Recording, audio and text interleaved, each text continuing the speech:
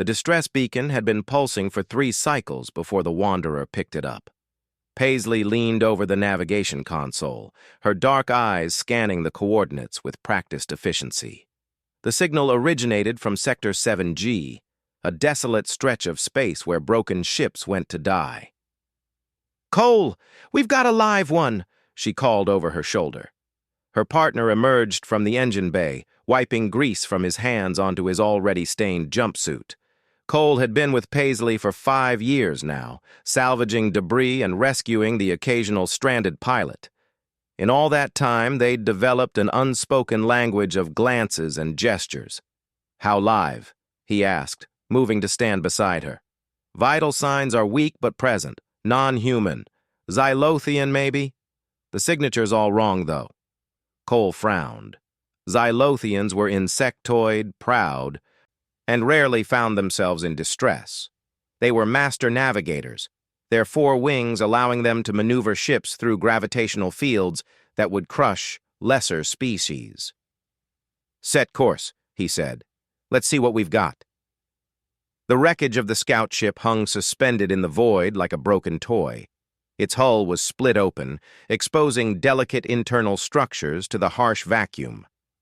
Paisley brought the Wanderer alongside carefully, extending their docking tube toward the one intact airlock. "I'm reading 1 life form," she confirmed. "Definitely Xylothian. In the cargo hold." They suited up quickly, moving through the familiar routine with muscle memory. The derelict ship groaned as they boarded, metal protesting against the temperature differential. Emergency lights flickered, casting everything in an eerie red glow.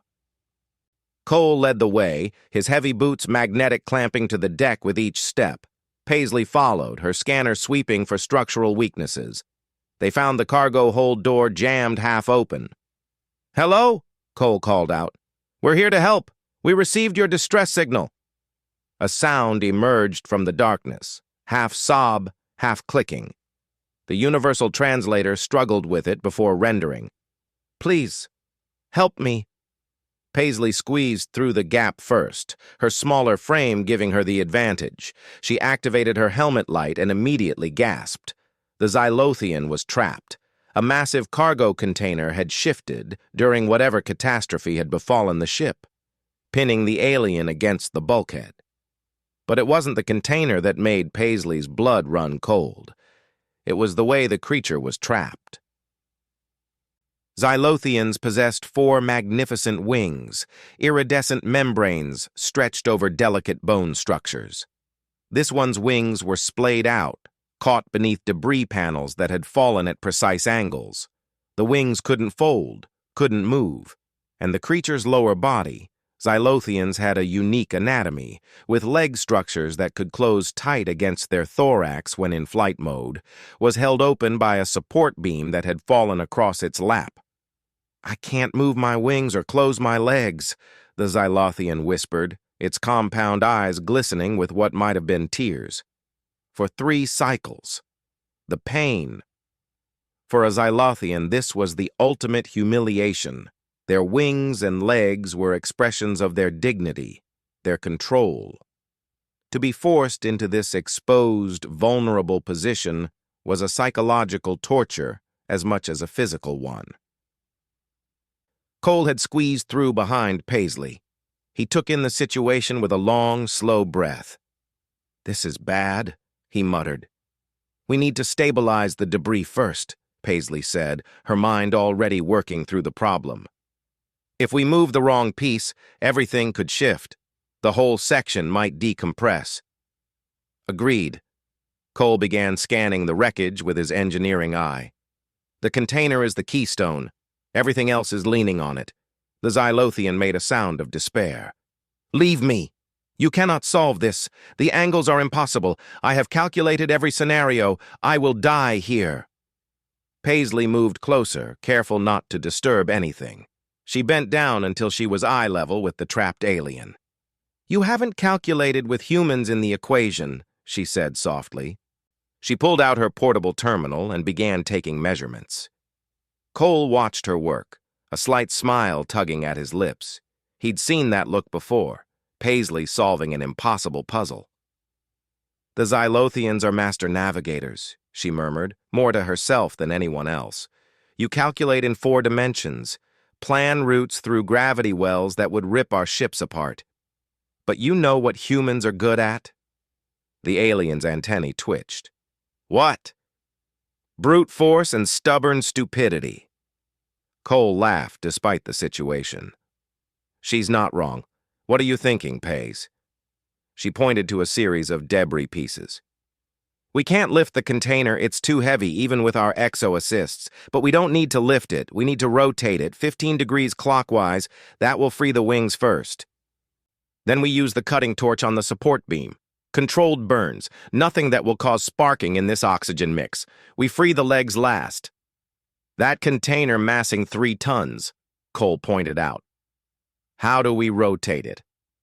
Paisley's grin was fierce. Leverage. You rig a fulcrum using the emergency supports from our ship. I'll use the micro thrusters from the cargo sleds.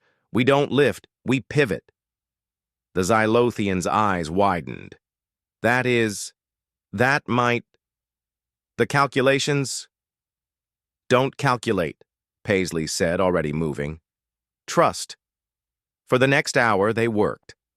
Cole made 3 trips back to the Wanderer, hauling equipment. Paisley set up a framework that would have made any engineer nervous.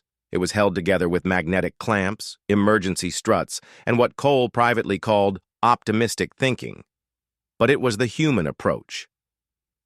When elegance failed, try something crazy. Ready? Paisley asked. Cole nodded, hands on the fulcrum lever. On 3. 1, 2, 3. They pushed, straining. The container groaned. Then it moved. 15 degrees. Exactly.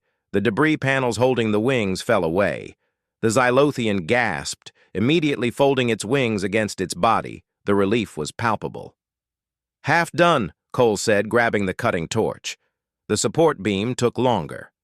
Cole worked with surgeon-like precision, cutting through the metal in sections while Paisley held stabilizing fields in place.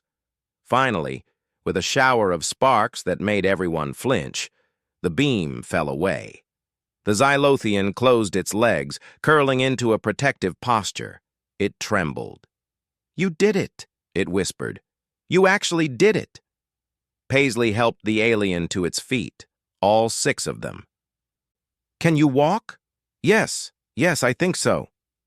As they made their way back to the Wanderer, the Xylothian kept touching its wings, as if confirming they were real, that they could move again. Why? It asked finally. Why help me? My people and yours have no alliance. Cole and Paisley exchanged a glance. Because you needed help, Paisley said simply. That's enough. Later, after they'd delivered the Xylothian to the nearest station and refused the substantial reward, Cole found Paisley staring out at the stars. You thinking about what it said? He asked. About how we approach problems differently? She nodded. Xylothians calculate. They're elegant, precise. But sometimes the universe doesn't need elegance. Sometimes it needs humans willing to try something stupid. Not stupid, she corrected with a smile. Stubbornly hopeful.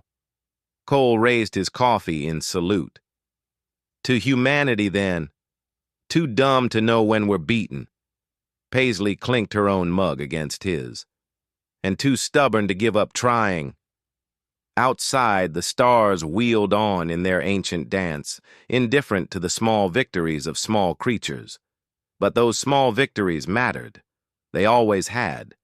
That's what made humans human.